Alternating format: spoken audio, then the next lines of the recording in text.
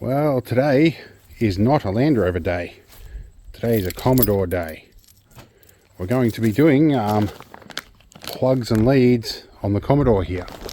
Suspect head gasket on this, but it might be just a leak at the coolant tap. We'll figure it out, but we do need to pull the plugs out and change the leads anyway. And when the plugs are out, we can inspect them and see how dirty they are. You know, I don't recall how I used to drive one of these things. They are so low to the ground. And I've got to basically lay in the back seat before I can get into them without smashing my head. See how we go. I messed up my hand a little bit recently. Oh, that's right, this one has gas struts. That is one thing I do like about a lot of modern cars, is the gas struts under the bonnet. Now, plug leads. So we have 1, 4, 5, 2, 3, 6. And they are a bit crusty looking.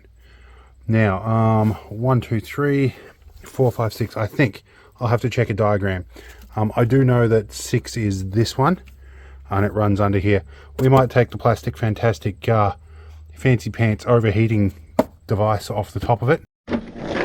Alright, this is my portable kit. It pretty much goes wherever I go. We're going to try and find a socket that fits these thingies. It's going to be a 10, the most losable size of socket. Indeed it is.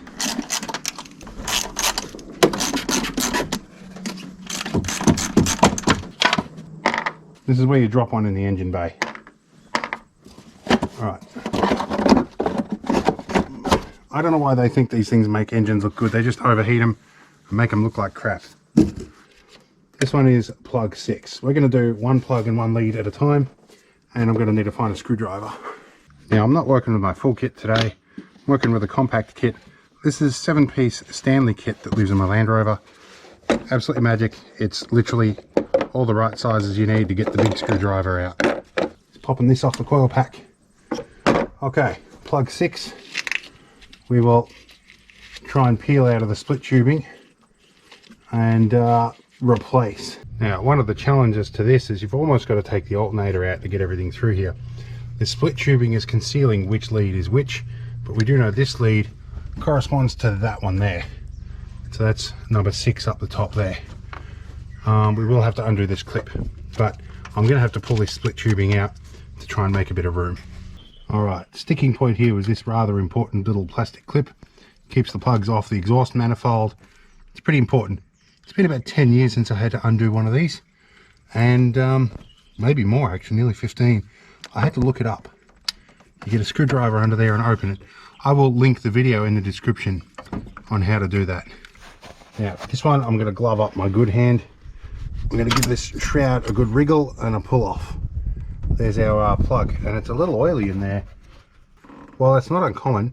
You've got to wonder if that's oil that's run down from maybe the rocker cover, or if it's oil that's come out past the plug. We'll find out when we pull the plug out anyway. Now, this is where we do our 5 Ps and do prior preparation. We take one of the new plugs, we take a good look at it, make sure there's nothing wrong with it, and we find the appropriate plug socket. This has got a little rubber gasket in there that holds the plug in so it doesn't shake out. It doesn't always work, hence a bit of insulation tape that's been on here. Alright, I procured some insulation tape. We're going to do a short extension here, and we're going to go lefty-loosey mode. That just gives us a bit more swing. Now, this is always the bit where you can't see what's going on, so we'll just work with what we've got. Can we get that seated on? Now, we want to avoid busting these lines off too. Oh, that plug is on very tightly, and this is where you bust knuckles up. There we go. Loose. And I just put my fingers on the windscreen and they nearly melted off. It's still summer in Australia here. It is a relatively cool day today, but the sun certainly has bite in it, as always. There we go. There's our plug. Let's have a look. It's been in a while, but that one's relatively clean. That's not too bad. I'm going to put new plug back in the hole that I can't see. I think it is at the same angle as the rest. Had to inform my senior advisor that I reckon the rocker covers might be leaking a little bit, which given the age of this vehicle is not unlikely. Alright. I need to really invest in a better ratchet. I do have a King Chrome one. These are Stanley. But I probably need to find one, I don't know, maybe I'll lash out and buy myself a good Snap-on one or something, or one of Snap-on's off-brands that's got a really nice small increment. I'll compare. Yeah, here's the old one. Here's your old one there. They don't look too bad. There's a bit of gap length going on them, but that one doesn't look, number 6 doesn't look dirty. This one here, which is a little over 1 meter long, so it'll be one of the you are longer and definitely not you, so that must be it, that plug lead there. Okay, click, that's what we want to hear. When we want to neaten things up, if we pull the alternator off, we can thread these back under it. The style of these plugs is just not, because they're silicone, they're going to grip. Nightmare to thread them directly under the alternator. So we're going to hang over the rocker cover for a bit, which does keep them up a little bit off the top of the engine anyway. So it's 6, 4, 2 and 5, 3, 1. So let's do number 4. All right, here we go. Number 4. There we go. Extract that out. Definitely not. That one there has the same length. Right, we're cheating and going around the back of the alternator here rather than under it. Yeah. The glove actually provides a little bit of lubrication rather than gripping like my hands do. Okay, we're going to go under these two as per the previous one. There we go. Now we swap the next plug. There we go. Here's another plug coming out. This one's looking pretty much the same as the other one. Now, can we get this in? One thing I can't really do ambidextrously these days very well is things that require sensitive fingers, because the sensitivity is a bit messed up since my C6 vertebrae demyelinated during an attack of multiple sclerosis. I get the feeling this lead actually is a little on the short side. It might not be the right one for the job. So the other one I think is supposed to go through that clip. But I guess as long as they're off the exhaust manifold, that's the main thing we're worried about.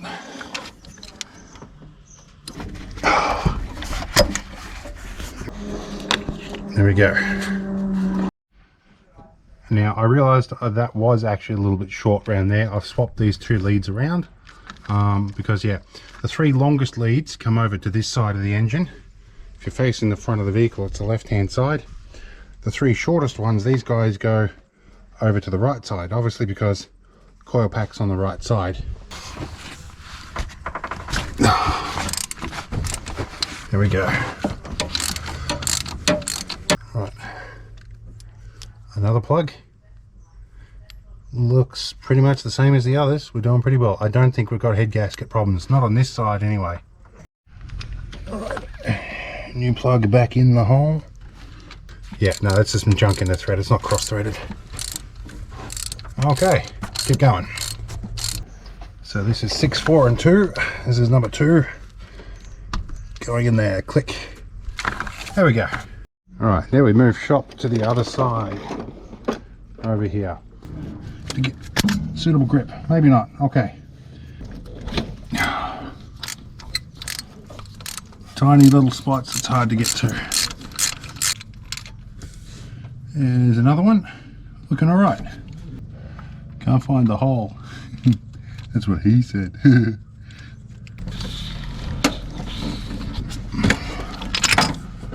Okay. So another one of these irritating clips up here. There's probably a special tool for doing these. I gotta find out what it is though. That one is number 3. We'll rip this off but leave it sitting in there so so we know which one to do next.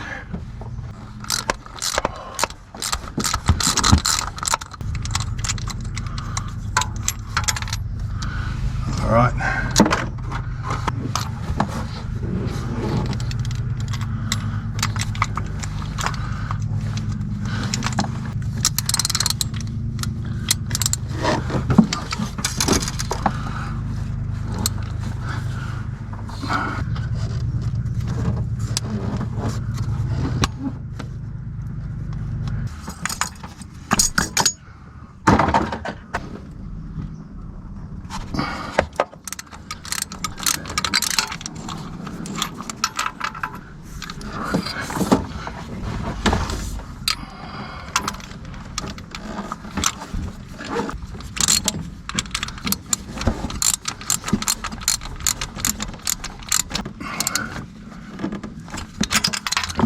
Alright, lucky last.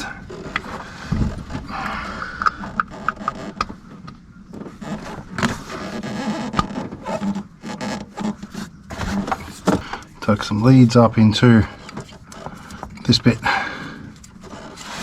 Yeah.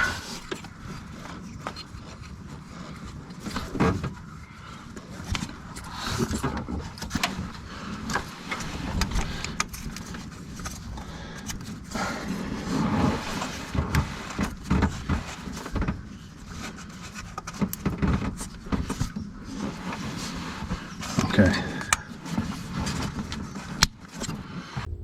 Alright, we look to be largely done here.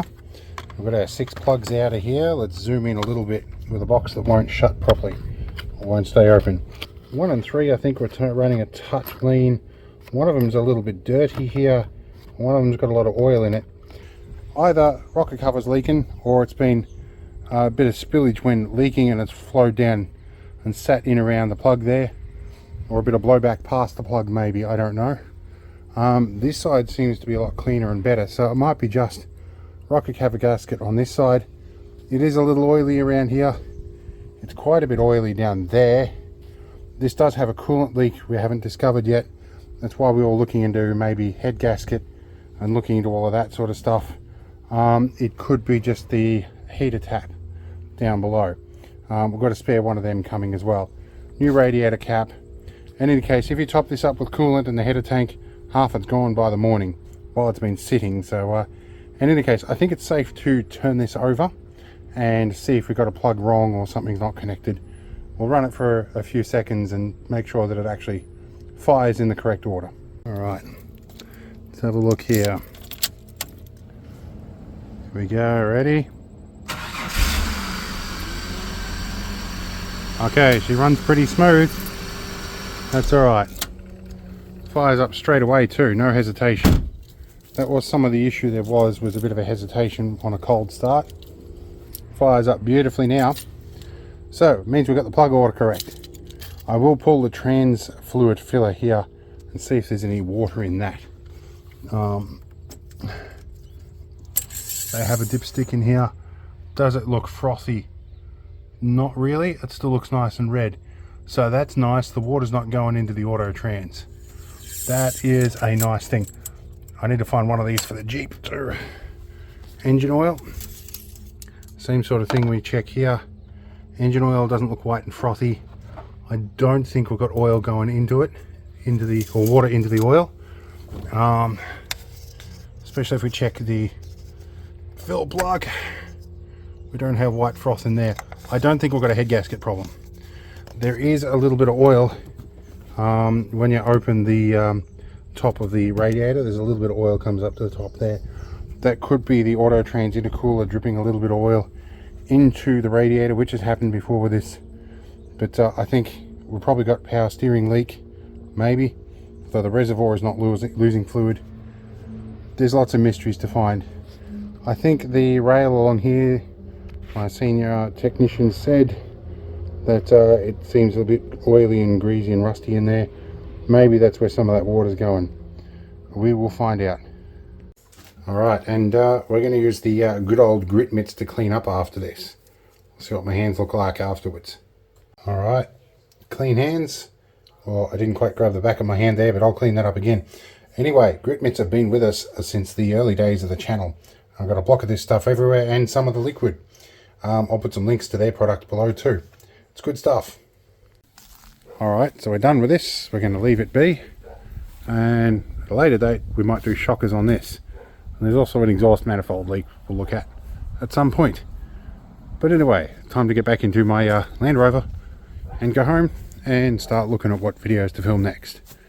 Anyway, we'll see you later and hopefully you subscribe.